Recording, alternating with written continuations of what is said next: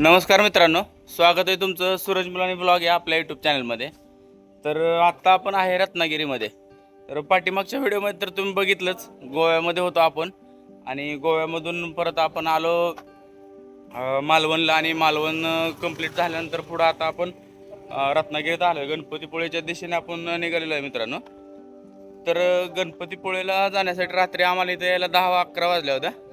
इथं लॉज वगैरे रूम केल्यानंतर पुढं आता आपण आज सकाळी 8 वाजता आपण गणपतीपुळेच्या दिशेने निघणार आहे मित्रांनो। तर ठीक आहे, आजचा पूर्ण व्हिडिओ बघा। गणपतीपुळे वगैरे मी तुम्हाला या व्हिडिओमध्ये दाखवणार आहे। पुढं आपण याला पण जाणार आहे, जयगड वगैरे। तर हे सगळं आपण आजच्या व्हिडिओमध्ये दाखवणार आहे। तर मित्रांनो, व्हिडिओ पूर्ण बघा। व्हिडिओ जर तुम्हाला आवडला तर व्हिडिओला लाईक करा आणि चॅनलला सुद्धा आपल्या सबस्क्राईब करायला विसरू नका मित्रांनो। तर मित्रांनो, आता आपण हॉटेलच्या रूमपासून पुढं रत्नागिरीतलं जे मच्छी मार्केट आहे इथं आलेलो आहे। पुढच्या साईडला बघताय तुम्ही मासेमारी करणारे ज्या बोटी वगैरे ज्या आहेत त्या आपल्याला तिकडच्या साईडला दिसत आहेत। तर मासेमारी करणाऱ्या बोटी वगैरे तिकडं तुम्हाला मी जवळून दाखवणारच आहे तिकडं।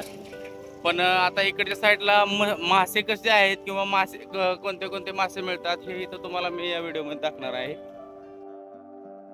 अशा प्रकारे मार्केट आहे मित्रांनो। आता हे जे मार्केट बघताय तुम्ही, या मार्केटमध्ये मासे विक्री करणारे वेगळे लोक आहेत आणि मासे साफ करून देणारे वेगळे लोक आहेत। विकत घेऊन मासे इथून म्हणजे विक्री करणाऱ्याकडून विकत घेऊन मासे अशा प्रकारे यांच्याकडं साफ करण्यासाठी दिले जातात। आणि हे जे समोर बघताय तुम्ही, हे लोक मासे, झिंगे, हे प्रत्येक प्रकारचे मासे जे आहेत ते हे साफ करून खरेदी करणाऱ्यांना देत असतात। तर हे अशा प्रकारे इथं मच्छी मार्केट आहे आणि मासे हे अशा प्रकारे विक्रीस उपलब्ध आहेत। हे ज्या पाट्या आहेत म्हणजे टोकऱ्या ज्या आहेत यामध्ये वेगवेगळ्या प्रकारचे वेगवेगळे मासे जे आहेत ते आपल्याला बघायला भेटत आहेत मित्रांनो। तर इथले जे प्रमुख मासे आहेत, बांगडा, सुरमई वगैरे, तर ह्याचे मला थोडेसे मी दर विचारले यांना। तर बांगडा माशाचे जे दर आहे ते 1 किलो 900 रुपये असं किलो दर आहे आणि पापलेट जो मासा आहे तो इथं 1200 रुपये किलो आहे। आणि सुरमई जर बघितला तर तो पण 1200-1500च्या आसपास त्या माशाचा रेट आहे। तो पाटीमध्ये जो मोठा दिसतोय तो सुरमई मासा आहे मित्रांनो। आणि पापलेट मासे जे आहेत ते लहान मोठेनुसार त्याची किंमत ठरते। 1500-1800 रुपयेपर्यंत पापलेट माशाची किंमत आहे मित्रांनो। आणि बांगड्याचे पण जसे साईज असेल तसं माशाची किंमत आहे मित्रांनो। इकडं पुढच्या साईडला जर बघितलं तर मित्रांनो, इकडं सगळे सुके मासे आहेत। समुद्रातील जे लहान मोठे जे आहेत ते सुके मासे, बोंबील, झिंगे जे आहेत ते इथं आपल्याला सुकेमध्ये सोडा वगैरे जे आहेत ते बघायला भेटतं आपल्याला। तर मित्रांनो, मच्छी मार्केट तर तुम्ही बघितलेलंच आहे। तर मच्छी मार्केट बघून झाल्यानंतर पुढं आता आपण गणपतीपुळेच्या दिशेने जाणार आहे। गणपतीपुळेच्या दिशेने जात असताना आणखी काय पॉईंट वगैरे दिसले किंवा काय वाटले तरी मी तुम्हाला या व्हिडिओमध्ये दाखवणारच आहे।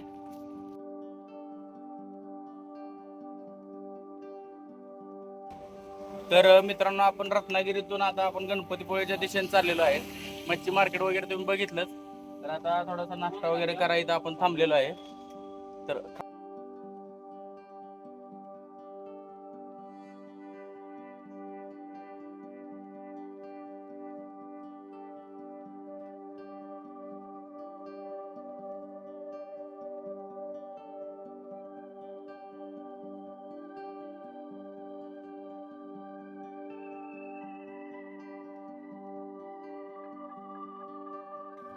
मित्रांनो, आरेवारे बीचवरून आता पुढं आपण गणपतीपुळेच्या दिशेने निघालेलो आहे। तुम्ही बघू शकताय समोर गणपतीपुळेची कमान आहे। गणपतीपुळेमध्ये कमानीच्या आतमध्ये आल्यानंतर डाव्या साईडला पार्किंगची सोय आहे। गाडी वगैरे आपण इकडं पार्क करून पुढं आपण पार्किंगकडून जात असताना मधल्या रस्त्यानं इकडून गणपतीच्या मंदिराकडे जाण्यासाठी असा एक छोटासा रस्ता आहे मित्रांनो।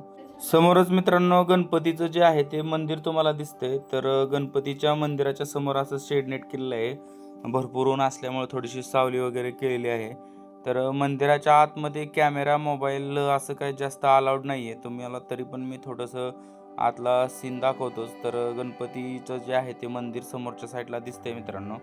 तर मुख्य जी गणपतीची दर्शन रांग आहे ती खूपच मोठी असल्यामुळे आम्ही मंदिराच्या सभामंडपातूनच दर्शन घेतलं आणि परत इकडच्या साईडला जर बघितलं तर ही जी लाईन आहे ती प्रसाद वाटपाची लाईन आहे. तर इकडं पुलाव वगैरे जे आहे ते प्रसादात आपल्याला गणपतीचा जो प्रसाद आहे तो मिळतो आणि त्यासाठीचीच ही मोठीच्या मोठी लाईन आहे. पण या लाईनला काय आम्ही बायपास केलं नाही. या लाईनमध्येच बसू म्हणजे जाऊन आम्ही प्रसाद वगैरे घेतला मित्रांनो. प्रसाद घेतला म्हणण्यापेक्षा महाप्रसादच घेतला मित्रांनो. आणि पुढं आपण आता इकडं बीचवर आलेलो आहे. तर इकडं बघू शकताय तुम्ही बीच वगैरे अशा प्रकारे गणपतीपुळेचं जे बीच आहे कायमच असं भरपूर गर्दीचं बीच आहे. आणि आज पण ह्या गणपतीपुळेच्या बीचवर अशी भरपूर गर्दी आहे मित्रांनो. पाण्यामध्ये पण वेगवेगळ्या ॲक्टिव्हिटीज चालू आहेत. लोक पोहण्याचा वगैरे आनंद घेत आहेत. आम्ही पण थोडंसं बाईक रायडिंगचा ह्या गाडीचा जरा आस्वाद घेतला आणि हे सगळी रायडिंग वगैरे करून झाल्यानंतर पुढं आम्ही आता जो जयगडचा जो किल्ला आहे तिकडे निघालेलो आहे. तर जयगडच्या ज्या किल्ल्याबद्दल मला एक गोष्ट सांगायची तुम्हाला. जयगडचा किल्ला गणपतीपुळेपासून फक्त 20 किलोमीटर अंतरावर आहे आणि जयगडच्या किल्ल्यावर बरेच लोक कोण जात नाही आहेत. तर जयगडच्या किल्ल्याला अवश्य भेट द्या. जयगडचा किल्ला पण एकदम चांगला आहे. जयगडच्या किल्ल्याचा बाहेरचा जो सीन आहे ते तुम्ही बघताय मित्रांनो. जयगडच्या किल्ल्याचा पूर्ण व्हिडिओ जो आहे तो नेक्स्ट पार्टमध्ये याच आपल्या यूट्यूब चॅनलवर येणार आहे. तर जयगडचा किल्ला बघून झाल्यानंतर पुढं आपण आपल्याला चिपळूणला जायचं आहे. तर चिपळूणला जाण्यासाठी इकडून इथे एक फेरी बोट मिळते. तर फेरी बोटमध्ये आपण गाडी वगैरे घालून फेरी बोटमधून आपण चिपळूणकडं म्हणजे पलीकडच्या साईडला नदीच्या पलीकडच्या साईडला तावसळ म्हणून गाव आहे. तर तिथं आपल्याला फेरी बोट सोडते. तर तुम्ही बघू शकताय आपण आता बरोबर फेरी बोटवर गाडी चढवत आहे. तर या अशा प्रकारे फेरी बोटवर गाडी चढवली जाते आणि 3 ते 4 किलोमीटर अंतर या फेरी बोटमधून पास केलं जातं. या पूर्ण समुद्र किंवा हे समुद्राला जोडणारी जी नदी आहे इथं थोडं पात्र मोठं आहे. त्याच्यामुळं हा सगळा एरिया क्रॉस करून आपल्याला नदीच्या पलीकडच्या साईडला आपल्याला ते सोडलं जातं मित्रांनो. तर एवढा आपण प्रवास करून इकडं आता आपण गाडी उतरवत आहे. ही पूर्ण गाडी वगैरे उतरवून पुढं आपण गुहागर चिपळूणच्या दिशेने आपण आपल्या जाणार आहे.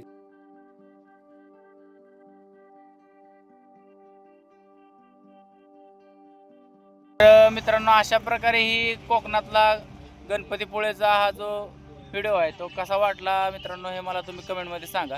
व्हिडिओ जर तुम्हाला आवडला असेल तर व्हिडिओला लाईक करा आणि चॅनलला सुद्धा आपल्या सबस्क्राईब करायला विसरू नका मित्रांनो. ठीक आहे, मग भेटूया अशाच एखाद्या मजेदार व्हिडिओमध्ये. तोपर्यंत धन्यवाद.